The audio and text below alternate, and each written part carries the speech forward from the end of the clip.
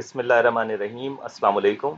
अब हम class 9th math के यूनिट 11 का थ्योरम 1 स्टार्ट करते हैं। इस यूनिट का नाम है line bisectors and angle bisectors. Bisector का मतलब पहले हम देख लेते हैं। बाई कहते हैं दो को, सेक्टर्स मतलब सेक्शन से निकला है, यानी दो हिस्सों में तोड़ देना। दो कैसे हिस्से होने चाहिए? दो इक्वल हिस्सों में तोड़ देना। किसी भी लाइन सेगमेंट को अगर दो इक्वल हिस्सों में हम तोड़ देते हैं एक लाइन के जरिए तो वो लाइन बाइसेक्टर्स कहलाता है। इसी तरह से अगर एंगल के दो इक्वल हिस्से कर देते हैं तो वो एंगल बाइसेक्टर कहलाता है। तो सबसे पहले हम इनके मतलब समझ लेते हैं, छोटी छोटी सी डेफिनेशंस हैं।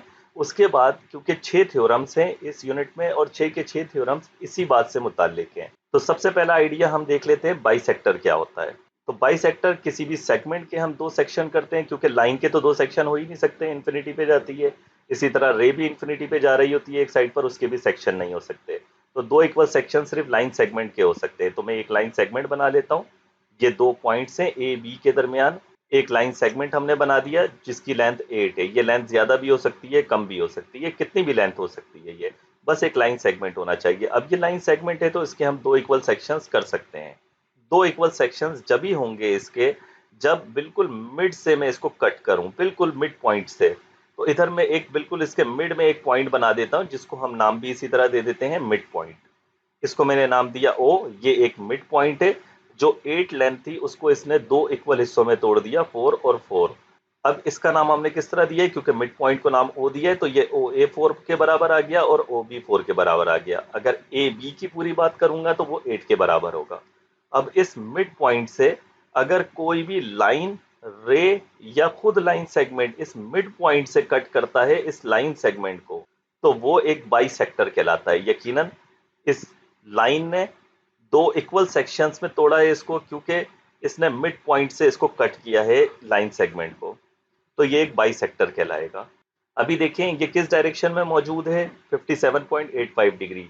अब इस बाइसेक्टर की खुद की डायरेक्शन कोई भी हो सकती है, जरूरी नहीं है कि ये हम किसी खास डायरेक्शन में रखेंगे।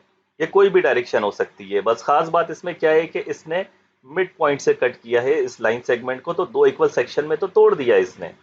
अच्छा, अब इस कोई भी डायरेक्शन में अगर एक खास डायरेक्शन आ जाए 90 डिग्री, क्योंकि 90 डिग्री एंगल को हम राइट एंगल कहते हैं, तो इसी तरह से उस बाइसेक्टर को हम एंगल के एतबार से नाम दे देंगे राइट बाइसेक्टर। तो इस तरह आप देख सकते हैं कि अगर 90 डिग्री पे मैं कट कर देता हूं तो ये बता रहा है कि ये बाइसेक्शन तो हमने किया है, मिड पॉइंट से तो कट किया है इस सेगमेंट ए बी को, लेकिन साथ में ये राइट एंगल भी बना रहा है, 90 डिग्री भी बना रहा है। तो ये कहलाएगा फिर राइट बाइसेक्टर।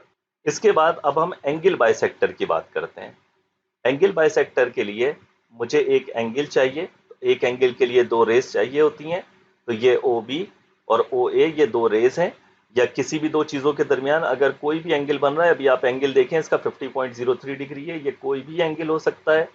अब अगर ये एंगल मान लें कि अगर 60 डिग्री है, तो ये तकरीबन 60 डिग्री अगर आप इसको मानते हैं, तो एंगल बाइसेक्टर का मतलब ये है कि इस एंगल को मिड से कट करना।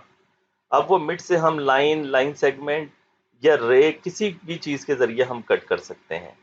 तो अगर मैं एक लाइन, रे या लाइन सेगमेंट इसके बिल्कुल मिड से बनाऊं तो वो हमारे पास एंगल बाइसेक्टर कहलाएगा। तो देखें ये 60 डिग्री था, तो ये 30 डिग्री और 30 डिग्री अल्फा और बीटा एंगल में इसने इसको तोड़ दिया, बिल्कुल सेंटर से इसने तोड़ा इस तरह के ये जो 60 डिग्री एंगल है टोटल, ये दो इक्वल एंगल्स में टूट जाए।